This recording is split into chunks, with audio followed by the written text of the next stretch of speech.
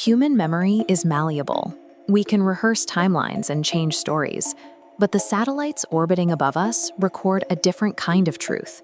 They track movement in raw latitude and longitude, coordinates that don't have the capacity to lie. Investigators were originally looking at a suburban murder that left almost nothing behind. There were no fingerprints in the database, no signs of forced entry, and no obvious digital activity connecting a suspect to the residence. The person at the center of the inquiry remained calm.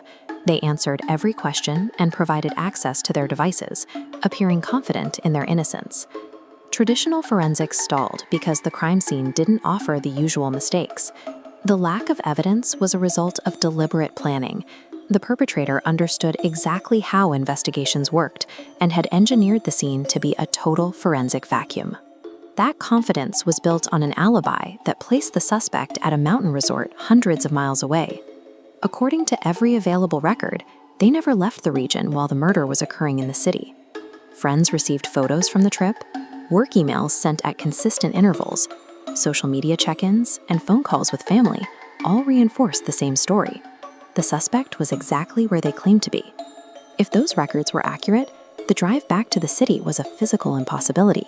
The suspect couldn't have been in two places at once. This is the danger of an engineered alibi. It uses the tools of digital life, photos, emails, and posts, to manipulate the perception of distance. To find the truth, investigators had to look past the trip's visual content, into the data the suspect didn't realize they were creating. While reviewing cloud backups, a digital forensic analyst began looking at the raw files of the vacation photos. On the surface, they were mundane: a coffee shop, a cabin, a view of the trees. These files contain EXIF data, embedded invisibly into the file when a photo is taken. It records the device model, timestamp, and specific satellite coordinates. While public location tags were stripped, untouched cloud files remained. Metadata only records the geographic reality of the device. One image in the backup showed a coffee mug sitting by a window. Visually, it matched the aesthetic of a mountain cabin. But when the coordinates were mapped, they pointed to the victim's neighborhood.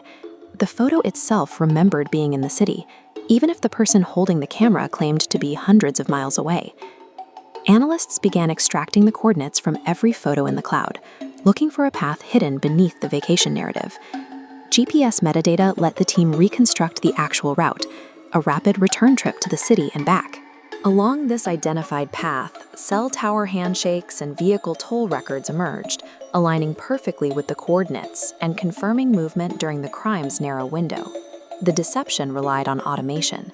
The suspect used pre-scheduled posts and delayed uploads to maintain a digital presence at the resort while they were physically on the road. The final confirmation was a nighttime landscape photo. Visually, it appeared to be the mountain resort, but the coordinates inside it placed the camera within 2 miles of the victim's home at the exact time investigators believed the murder occurred. The background recording functions of the phone had quietly archived the truth, even as the suspect used that same device to broadcast a lie. When investigators brought the suspect back for questioning, they didn't rely on witness statements or emotional appeals.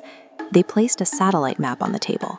The map showed 2 distinct routes. One was the story the suspect had told. The other was the mathematical path recorded by the satellites. When confronted with the objective positioning of their own device, the suspect's confidence disappeared. The case ended in a conviction, where the primary evidence was the geometry of the suspect's movements. Metadata moved from a supporting detail to the central proof of physical presence at the scene. We have entered an era where our devices act as involuntary witnesses.